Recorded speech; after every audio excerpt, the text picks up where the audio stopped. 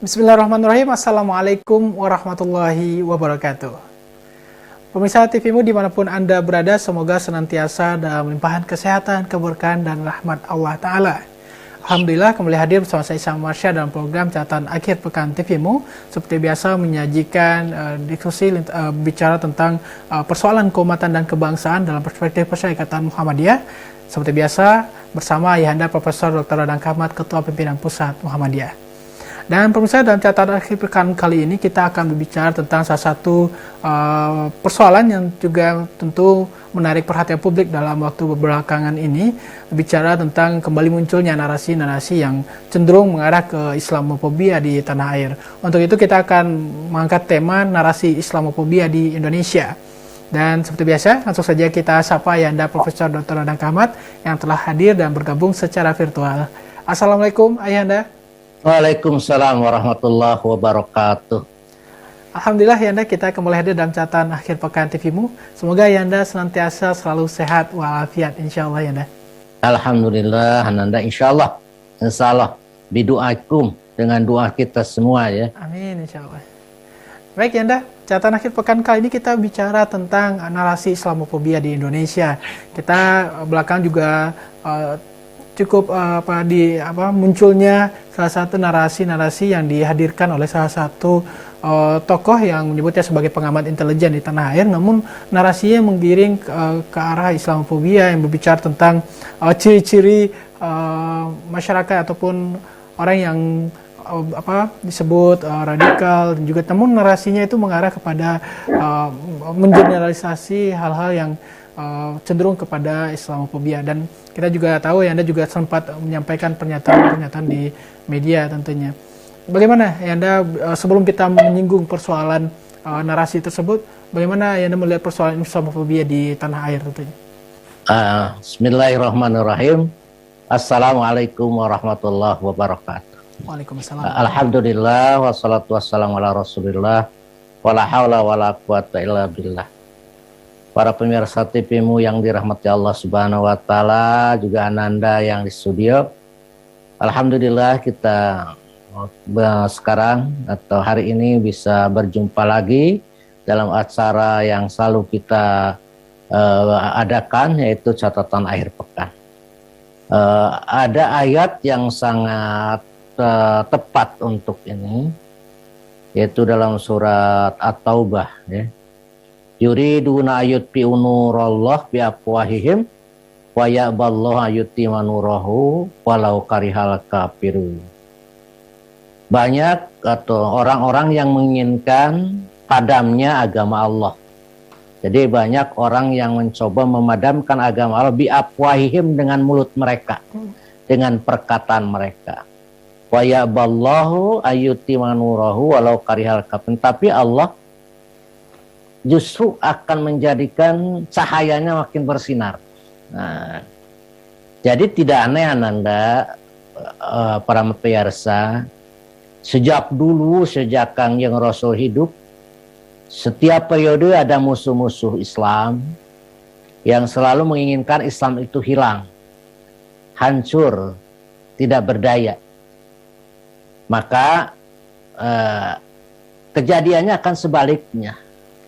Islam akan makin hebat, makin berkuasa, makin kokoh di Indonesia ini. Nah, walaupun kita tahu di zaman sekarang ini, zamannya media sosial, kemerdekaan berpendapat itu begitu luar biasa, dan orang bebas mengatakan apapun. Sehingga narasi-narasi yang memojokkan, yang mendiskreditkan Islam itu makin lama makin luas, makin berkembang. Ada juga Islam yang diidentikan dengan kadrun. Itu kan setiap yang pakai kerudung, yang pakai jilbab itu disebut kardun. Kadrun. Orang yang pakai kopea, pakai sarung, kadrun. Bahkan ada yang mengatakan santri-santri itu calon teroris. Masya Allah. Bahkan banyak sekali yang memang narasi-narasi yang memang tidak enak lah bagi kita, yang membuat kita marah. Tapi nggak usah marah sebetulnya. Ada itu di dalam Al-Quran tuh dikatakan wa idza khatabahumul jahiluna qalu salaman. Kalau orang-orang bodoh itu ngomong kepadamu, jangan direspon lah, biarkan aja. Kalau direspon mereka makin besar kepala, makin merasa ditanggapi, ya. Makin bangga dengan kebodohannya. Ya, kalau kita tidak menanggapi, seperti halnya mereka meninju kepada kapas, ya, kepada kapas atau kepada sesuatu yang tidak ada dayanya, plong gitu. Mereka kecewa biasanya. Tapi kalau kita respon dengan respon-respon yang sangat gencar, mereka senang, ya. Bahkan mereka makin menjadi-jadi.